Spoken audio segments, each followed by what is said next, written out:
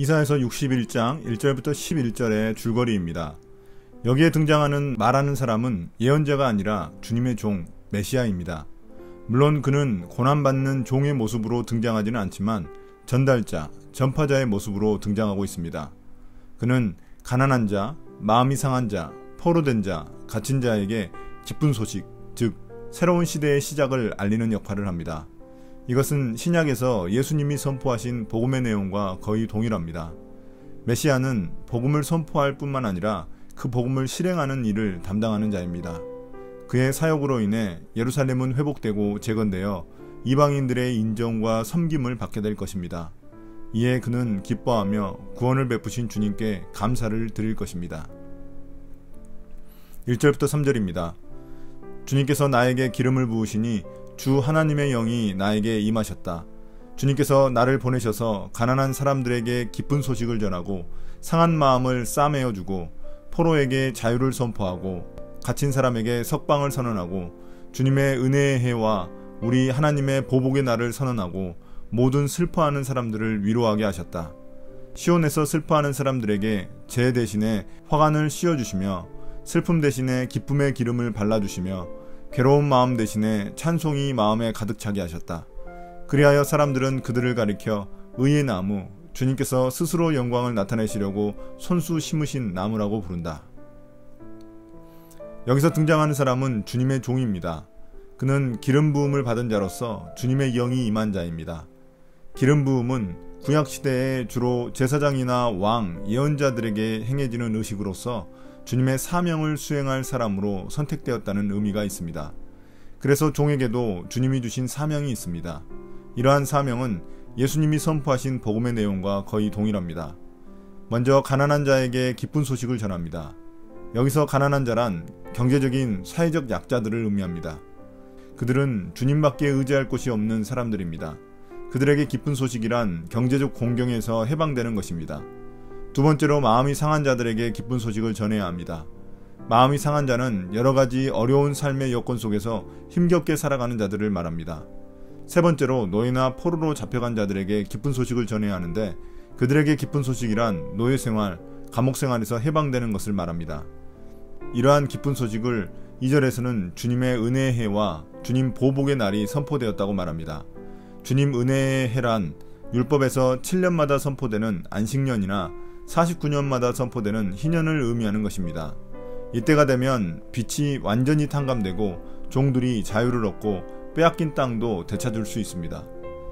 반면 하나님의 보복의 날이란 심판의 날입니다. 가난한 자, 마음이 상한 자, 포로된 자, 갇힌 자들에게는 구원의 날이지만 그들을 그렇게 만든 자들은 심판의 날이 올 것입니다.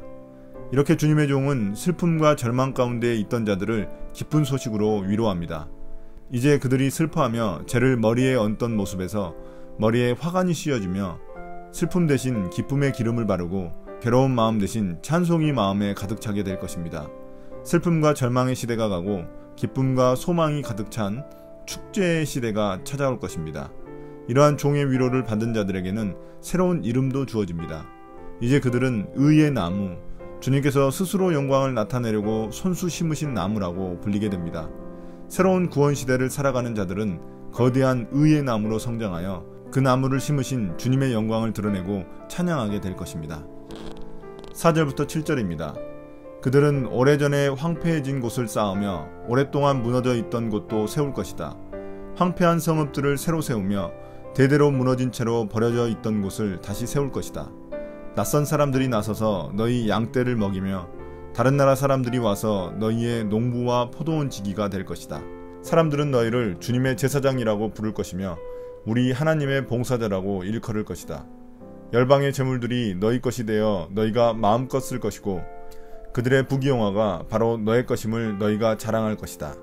너희가 받은 수치를 갑절이나 보상받으며 부끄러움을 당한 대가로 받은 몫을 기뻐할 것이다. 그러므로 너희가 땅에서 갑절의 상속을 받으며 영원한 기쁨을 차지할 것이다. 이렇게 주님의 종이 전한 기쁜 소식의 결과가 4절 5절에 등장합니다. 새로운 구원의 시대에 대한 소망으로 위로받은 자들은 황폐해진 예루살렘 성읍을 재건하게 될 것입니다.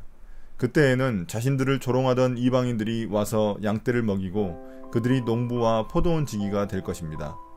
6절에서 사람들은 회복된 예루살렘을 주님의 제사장 또는 하나님의 봉사자라고 부를 것입니다. 제사장이 사람들이 바치는 11조와 예물의 일부를 자신의 몫으로 받는 것처럼 이스라엘은 여러 이방 나라들이 가져온 재물과 부를 자신들이 누리게 될 것입니다. 그들은 자신들이 겪었던 모든 수치를 갑절의 보상으로 받을 것이며 많은 풍요를 누리며 영원한 기쁨을 차지하게 될 것입니다. 8절 9절입니다. 나 주는 공평을 사랑하고 불의와 약탈을 미워한다. 나는 그들의 수고를 성실히 보상하여 주고 그들과 영원한 언약을 세우겠다. 그들의 자손이 열방에 알려지며 그들의 자손이 만민 가운데 알려질 것이다. 그들을 보는 사람마다 그들이 나 주의 복을 받은 자손임을 인정할 것이다. 여기서 8절은 원래 히브리어 성경에서는 왜냐하면으로 시작합니다. 앞서 나온 구원의 이유를 설명하고 있는 것입니다. 주님은 공평과 공의를 사랑하시기에 불의로 인해 고난을 겪는 자들은 구원하시지만 불의를 저지른 자들은 심판하십니다. 또한 주님은 고난을 겪는 자들의 수고를 인정해 주시며 보상해 주십니다. 그 보상이란 주님이 그들과 영원한 언약을 세우시는 것입니다. 그 결과 그들의 자손이 다른 민족들에게도 인정을 받게 될 것입니다. 멸시받고 조롱받던 백성들이 그때에는 주님의 복을 받은 자손으로 당당히 인정받게 될 것입니다. 10절 11절입니다. 신랑에게 제사장의 관을 씌우듯이 신부를 폐물로 단장시키듯이 주님께서 나에게 구원의 옷을 입혀주시고 의의 겉옷으로 둘러주셨으니 내가 주님 안에서 크게 기뻐하며 내 영혼이 하나님 안에서 즐거워할 것이다. 땅이 싹을 내며 동산이 거기에 뿌려진 것을 움트게 하듯이 주 하나님께서도 모든 나라 앞에서 의와 찬송을 샘솟듯이 솟아나게 하실 것이다.